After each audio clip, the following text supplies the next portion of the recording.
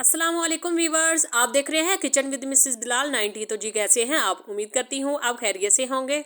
आज मैं रेसिपी लेकर हाजिर हुई हूँ कि खोए के बगैर आप गजरेला कैसे बना सकते हैं। इस रेसिपी को बनाने के लिए मैंने एक खाली बोल लिया है। इस पे पौने कप के बराबर चावल ऐड करेंगे। पानी डालकर इसको अच्छे तरीके से वॉश कर लेंगे और 20 मिनट के लिए भीगे रहने देंगे। 2 अदद हमने लंबी मोटी वाली गाजर ली है। ये तकरीबन 1.5 पाव के करीब है। छुरी की मदद से इनका छिलका रिमूव कर देंगे। गाजरों को अच्छे तरीके से वॉश कर लिया है। एक ग्रेटर की मदद से इसको मोटा कद्दूकश कर लेंगे। भीगे हुए चावलों को 20 मिनट हो चुके हैं। इसका पानी रिमूव कर देंगे और हाथों की मदद से चावलों को क्रश कर लेंगे। एक हमने कढ़ाई ली है, इसमें क्रश किए हुए चावल ऐड करेंगे। कद्दूकश की हुई गाजरें ऐड करेंगे। आधा कप के बराबर इसमें पानी ऐड करेंगे।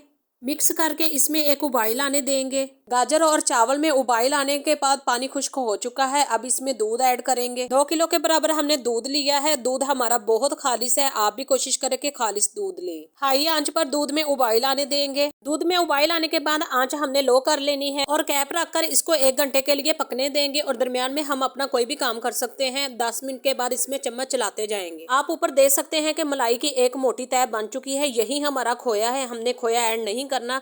10 मिनट के बाद देखेंगे तो ये फिर ऊपर तह बन जाएगी। फिर हम इसमें चम्मच चला देंगे। फिर 10 के मिनट बाद देखेंगे तो इसके ऊपर एक और मलाई की तह बन जाएगी। फिर हम इसमें चम्मच चलाते जाएंगे। इसी तरह हमारा यही खोया है, खोया और ऐड नहीं करना। 4 अदद सब्ज़ इलायची शामिल करेंगे। खीर हमारी थिक हो चुकी है। अब इसमें ड्राई फ्रूट्स ऐड करेंगे। हाफ प्याले से थोड़ी सी ज़्यादा चीनी शामिल करेंगे। मीठा आप अपने टेस्ट के मुताबिक कर सकते हैं। जब खीर थिक होने लग जाए तब आपने इसके पास से हिलना नहीं है, साथ साथ चम्मच चलाते जाना है, वरना ये बहुत जल्दी जल जाती है। 1 ड्रॉप के बराबर इसमें केवड़ा शामिल करेंगे।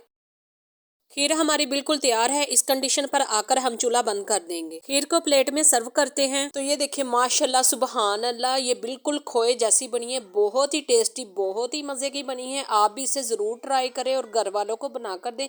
बच्चे बहुत ज़्यादा खुश हो जाएंगे।